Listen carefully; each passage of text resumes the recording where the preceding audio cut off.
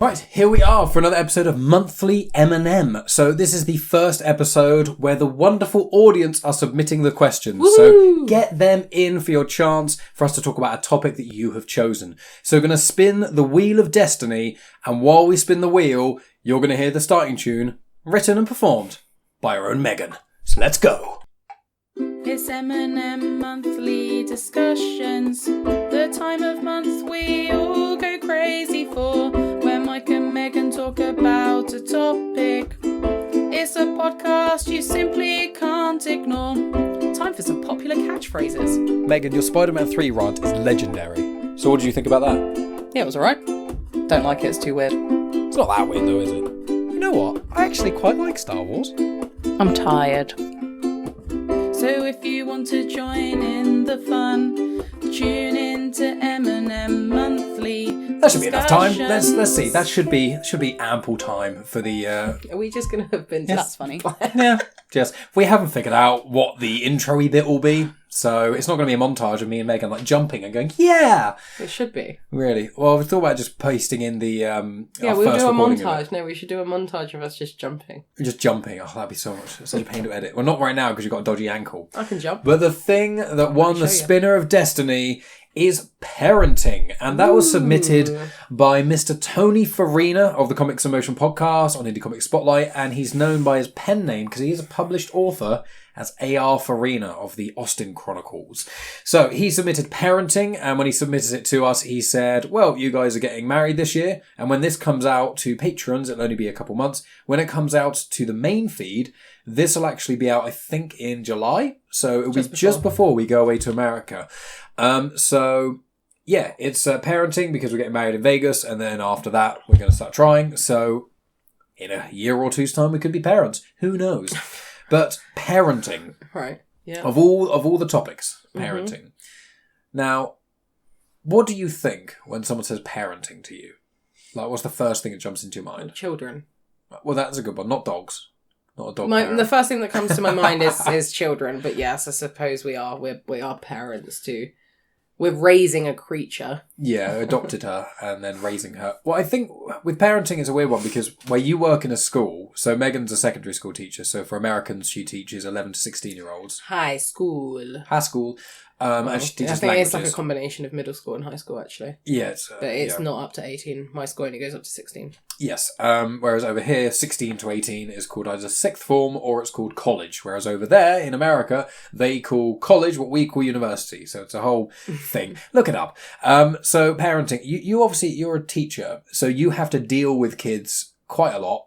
And a lot of, not every time, but a lot of the issues that you have with being a teacher and behaviour falls back on the parenting. Yeah. But not always, but yeah. Because sometimes there are kids who've got lovely parents and the kids are just dicks. Yeah, well, yeah, sometimes I do have really supportive parents, but their children are just quite difficult. But then sometimes I have difficult children and then their parents aren't supportive. So you can see why they would be difficult, because their parents are not sometimes the easiest. Yeah, and so one thing I want to flag is the anecdote that I always get you to say, which is about clocks. And how you have to teach the time. Yeah. I think we might have done this on another one, actually, but... That's just today's society, though. Like, less and less people know how to read the time on an analogue clock. So when it gets to a point where I have to teach about time... I mean, in French or Spanish? In French or Spanish, it is really, really difficult because I have to teach the time in English before I can... tell them to teach oh my god. That's a type before I can teach them to tell the time in Spanish or French. Because from what I remember is a lot of the worksheets in school is a lot of it's a whole worksheet and it's just loads of clock faces and it just says right below what the time is. That is part of it. I tend to not do that. I mean, I don't tend to print out loads and loads and loads of worksheets, but yeah, so I have done that. Yeah, I think I did that in the past month or so actually. But yeah, so with parenting though... Sorry, this chair's really creaky. Yeah, and Megan's got... I've got a fractured ankle at the moment, so it's quite sore, so I'm just trying to get comfy. Yeah, that's not about parenting. That's just her having terrible balance. Putting her foot in a hole, not looking where she was going. To do with terrible balance, and I was looking where I was going. It was a hidden hole, and even after the fact, I couldn't find the hole that I found. I went back there and I couldn't find it either. So, I think you're just faking it, to be honest. Well, looking at my ankle, I can safely say that I'm not faking it. No, it's going to be the best faking ever. But a lot of makeup. So with parenting though, what are like some things that either were instilled in you when you were younger or things that you really want to instill in your kids? Like, obviously you want them to be well behaved, all that kind of jazz. But like, for me, one thing my parents, mainly my mum, always tried to push is manners. In my opinion, too much at times. I hate rudeness. Yeah, because it's just like, manners really cost nothing. You know, saying please and thank you. I know it's, from what I understand, it's quite a British thing. But I'm just like, being polite to someone can really make their day better. And not being polite can make their day worse. Like holding a door open for someone, and as you walk through, I say this all the time, you don't even, if I hold a door open for you, you don't even have to say thank you. If you just go, yeah.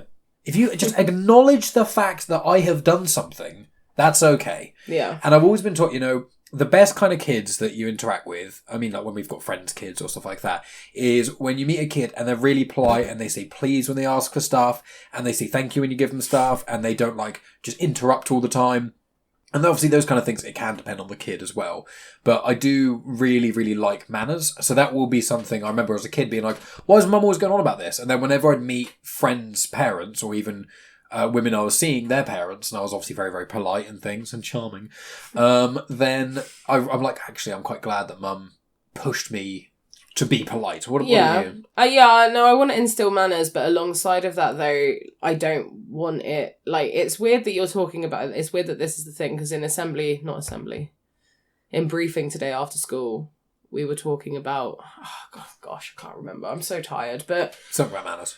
It wasn't about manners. It was about, like, consent for stuff and relationships, because we had training about relationships and sex education. Right. But one of the things that I don't want to do, which kind of, I guess, goes alongside manners, is forcing my kids to give people a kiss or a cuddle if they don't want it. Oh, God, no. Because, like, I remember being in, like, sometimes having to, like, say goodbye to, like, grandparents or whatever, and, like, not wanting to go over and give them a kiss or a cuddle. Because sometimes kids don't want to. Like, sometimes you just don't want to. Like, as an adult, sometimes I don't want anyone, like, near me. So, like, you know, although, yes, manners, I don't want our kids to be in a position where they feel like they have to do stuff because that is the expectation of them, if that makes sense. Yeah. Like, obviously, I want them to meet our expectations and meet the rules and boundaries that we put in place when we eventually have kids.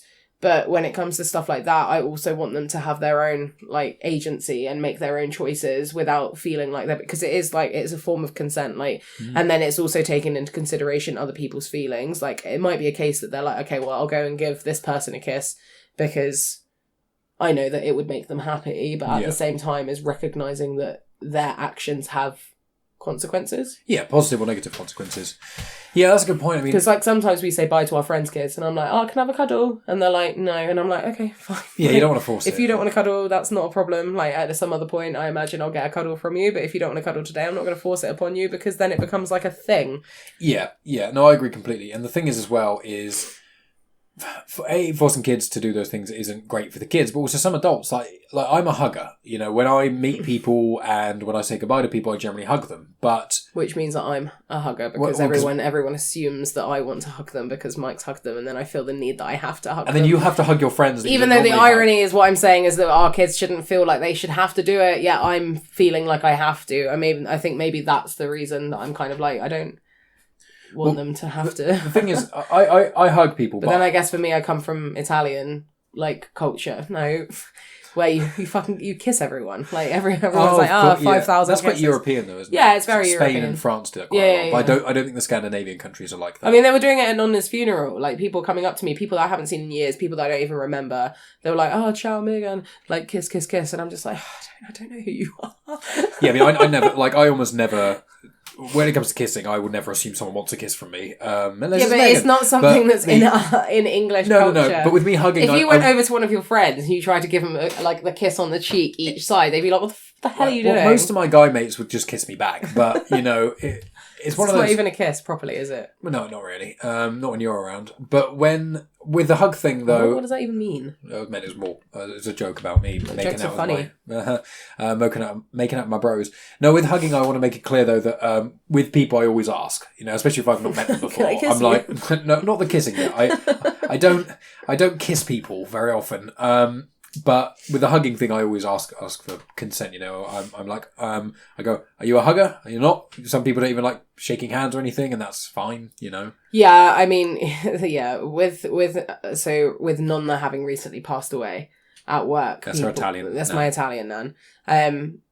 And so when I was at Nonna's funeral, but like before that, when I told people at work, they automatically came and gave me a hug, and I was like, I don't really want a hug right now, but okay. Yeah. Anyway, we've gone off tangent. We're talking about hugging. Well, this is the point, you know. Every monthly, this is a springboard. You know, this is a springboard of conversation. I mean, think about how long we spoke about hair for when you said it couldn't be done. But with parenting, like there are, like my mum was hyperfixated on manners, and she used to hate elbows on the table. Now, that is a thing, but like I don't get it. I want to be comfy. There's a degree. There's certain tables. Like I think it's the height of the table. And the kids are really small anyway, so some kids have to like put both of them on the table to kind of almost prop themselves up a little bit. And I'm like, it depends where you are, what you're doing, what you're eating, you know, and who you're with, as to what kind of how much etiquette one must follow. I mean, I know British people are especially weird when you delve into like. There's an episode of The Crown where she goes around and finds out what everyone, the Queen finds out what everyone's doing, and there's that bloke, and his only job is like folding napkins for the royals, and he's been doing it. It's been like 3 generations of people folding napkins, and I'm like, there's certain things with like, you know, the really specific forks and cutlery, and actually there's like 18 different knives and forks and spoons and stuff, all these different things, and I'm like, that's too much. That's like beyond the scope of manners for me. Sorry, I'm going to be creaky. I'm going to have to put my foot down. It's too painful up there. No, you can. It's fine. I mean, I'm not cutting any of this, so this is all staying in this au natural. Au natural. Au natural, so I'll make as much noise as possible. Yeah. I mean, if it's horrendously creaky, I'll somewhat mute that. It's just quite a creaky chair. Yeah. It's only because I had to sit on this one because it's slightly lower, so I could put my foot up, but it's making my ankle really stiff. Yeah, okay. But like with parenting, are there any parentings like don'ts that are, you know, we kind of already slightly touched upon that, or is there anything specifically that you do want to do? Because manners was my thing. I don't really know. I think it's hard to say until you're in... Like, it's all well and good saying, this is the kind of parent that I'm going to be. These are the things that I'm going to put in place. Rah, but we're not in that position. Yeah, and things change. Like it's... I've seen like loads of reels where it's like, oh, what I said before I became a parent versus like now, and they were like, they're not going to have like any like fast food, we're not going to have any screens, they're not going to have any like refined sugar, they're going to have like all of this stuff. Like obviously that is very excessive and it's on the extreme, but like then it jumps to however long and they've got like, they're watching the weird like little fruit shapes that are on oh yeah, like Coco Melon or something. I don't think it's Coco Melon, but yes, it is in the same vein.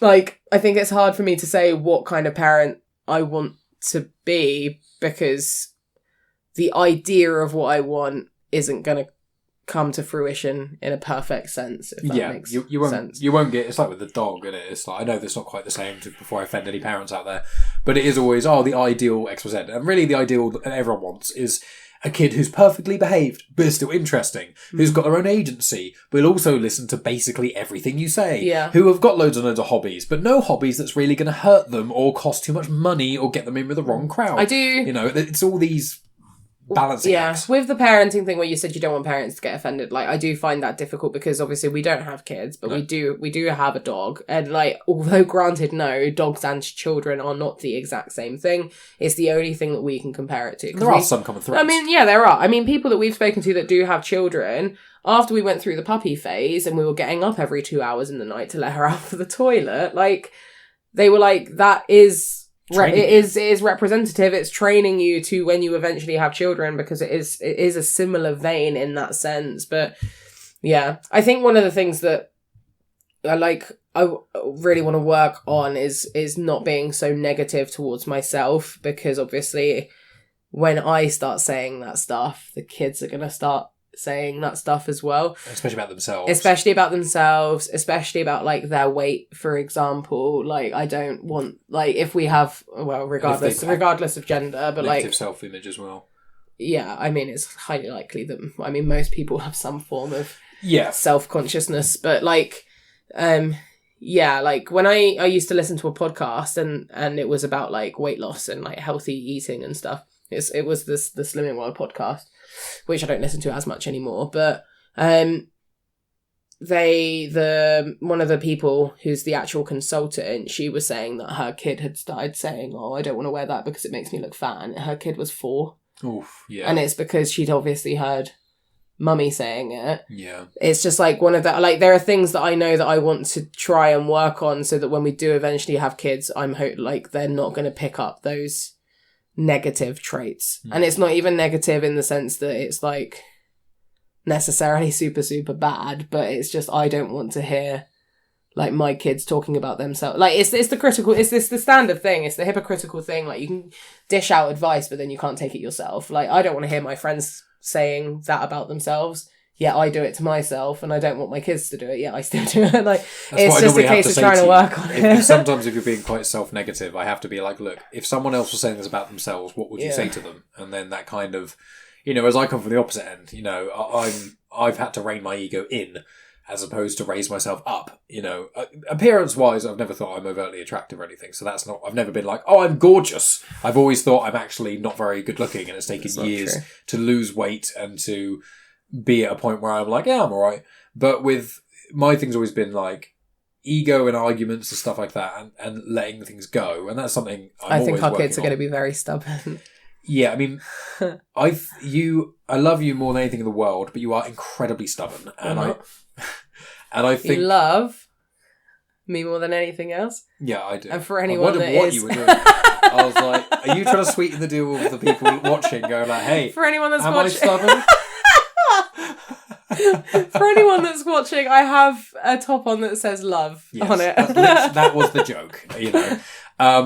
But yeah, when we in jest say like when we have kids, they're gonna have that trait of yours or that trait of yours and things, and it's gonna be like there's certain moments where I'm like, oh, what Megan's like right now, I can see this being on a 4-year-old and being this level of stubbornness where Megan's not a difficult person in any way, but the odd time that if Megan, I get stuck in a loop.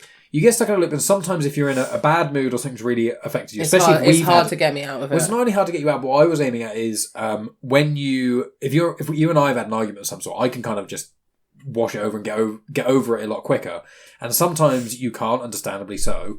But I remember but there was one time, or it's happened more than once, but there was one specific time where I was trying to offer you water because you hadn't had water in like 2 hours or something, and I could see you were thirsty, and I saw you glanced at your empty bottle, and I said, do you want some water? And because you were in the stubborn, annoyed mindset, you were just like, no, I don't need it. And I'm like, okay. And I just got myself some water, and I think you told me like an hour or so later when you calmed down, you were like, I was so thirsty, but I couldn't.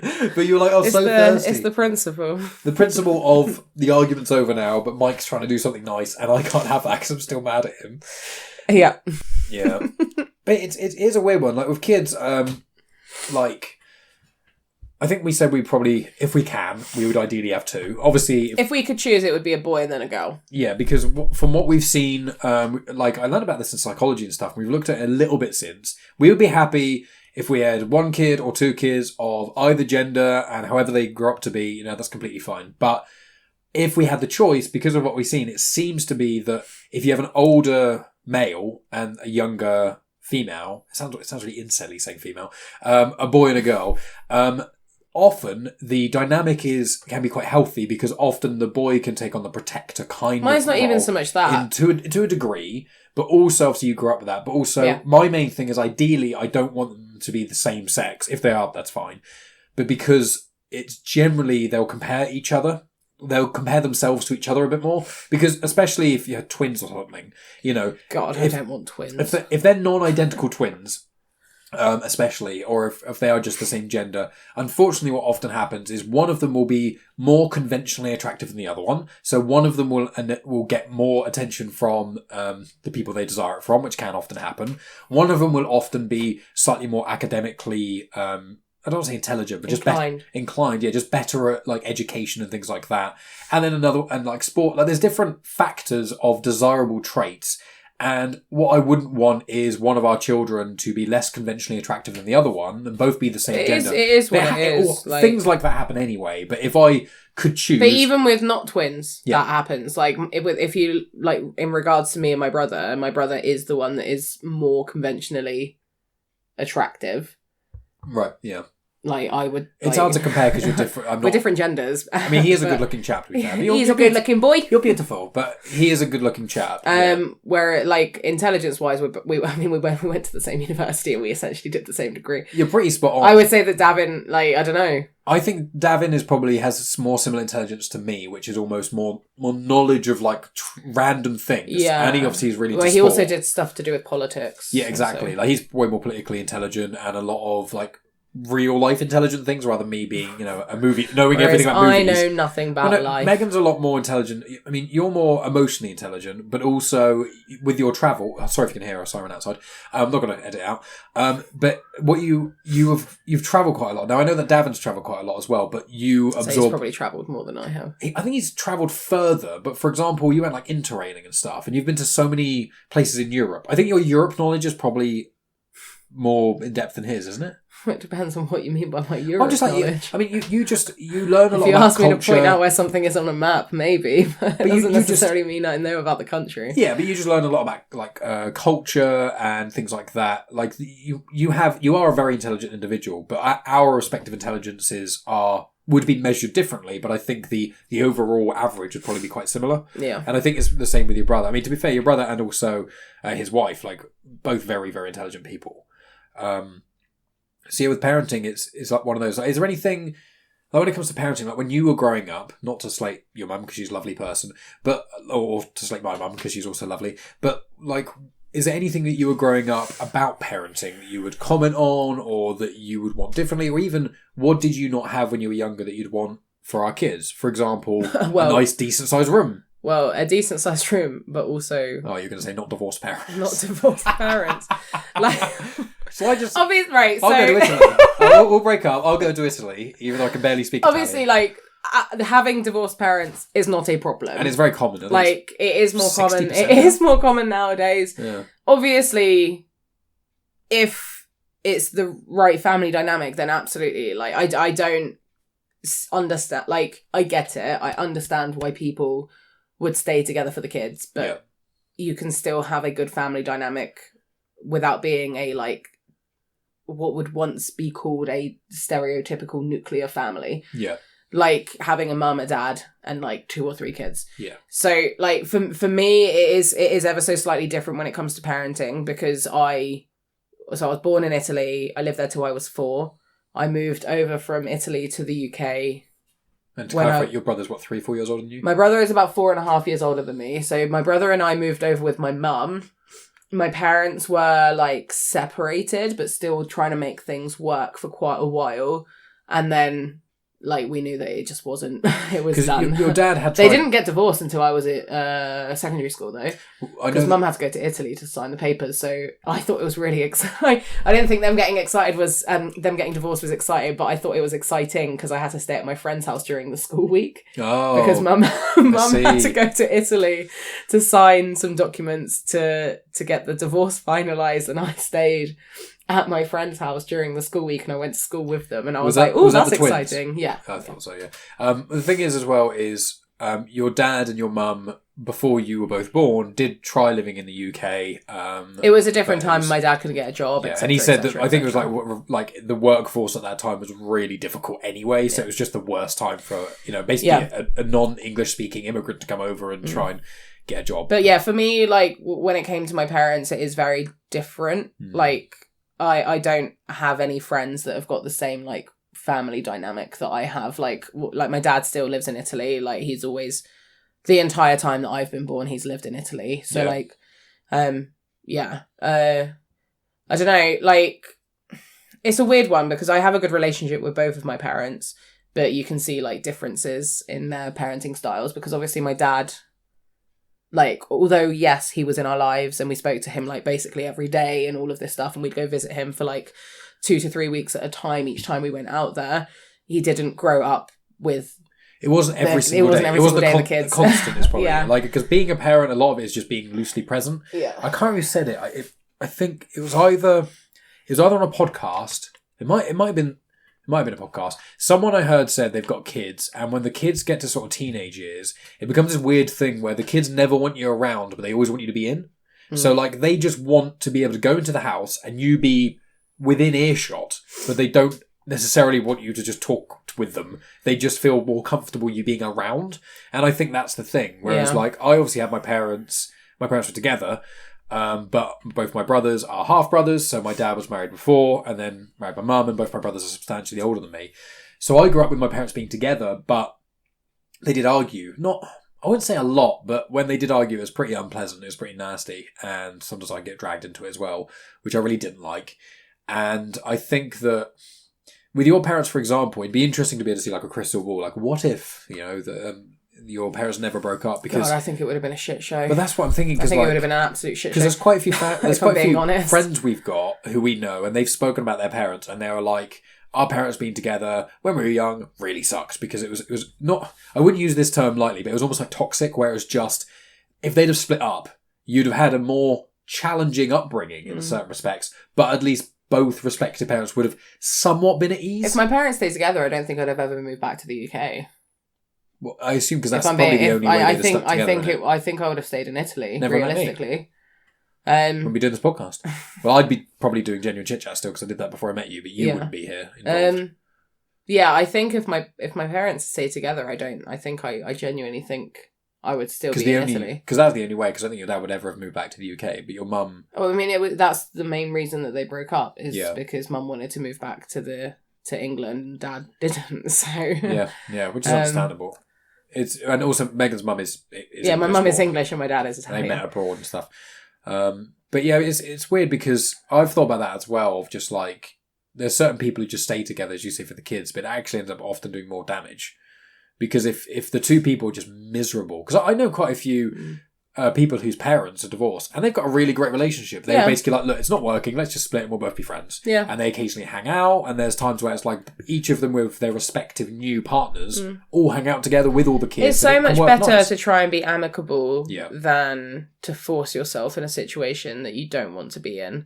Like, obviously it can't always end amicably, but I think if you do break up with like your with your kid's other parent, that it is important to try and maintain that relationship, because like, again, as the perspective of a teacher, there's a lot of kids that have quite a difficult life because their parents don't get on. Sometimes I'll phone home and I'll have one parent complaining about the other parent to me on the phone. I'm like, I don't know what you want me to do. Like, I can listen to you vent, but there's not a lot that I can do in this scenario.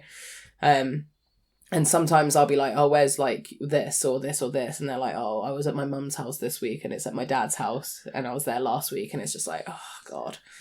Like, I mean, for me, like, obviously, yes, my parents are divorced and my dad lives in a different country. Like, I appreciate that I am very fortunate, because whilst I don't see going to Italy necessarily as a holiday, because if I do not go, I don't see my family. Yeah. For me, like, if I go to Italy and we go and do stuff that's out of the norm, then yeah, absolutely, it's a holiday. But otherwise, I don't see it as like, woohoo, we're going on holiday. I'm like, woohoo, I'm going to go see my dad. Yeah. Like, that's the joy that I get from going to Italy, is being able to see my dad. Yeah. And my other members of family. But like, but yeah, no, it's not really a holiday destination. I don't really remember my point is with this is that although, like, yes, my parents aren't together, they have, for the most part, been fairly amicable. Yeah. And they have been both in my life. I'm very thankful and appreciative that it has been fine for me for the most part.